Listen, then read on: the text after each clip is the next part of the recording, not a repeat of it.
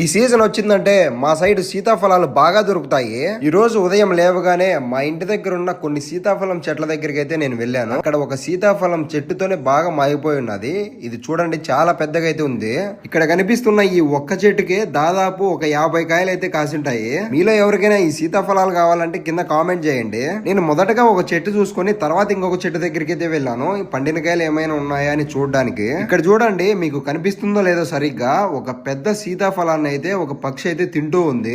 ఆ పక్షి తింటున్న ఆ సీతాఫలాన్ని నేను 2 రోజుల ముందు నుంచి గమనిస్తూ ఉన్నాను. చెట్టుకే మాగితే తినాలి అని. తీరా ఈ పండు మాగిన తర్వాత ఒక పక్షి అయితే తింటూ కనిపించింది నాకు. ఈ సంఘటన చూసిన తర్వాత నేను ఒక్క అడుగు కూడా ముందరికి వేయలేదు. ఎందుకంటే అది నన్ను చూసి భయపడి వెళ్ళిపోతుందని. ఈ రోజు మొత్తం సీతాఫలాల చెట్ల దగ్గరికి అయితే ఇంక అస్సలు వెళ్ళలేదు. ఆ తర్వాత నేను వెనక్కి అయితే వచ్చేసాను.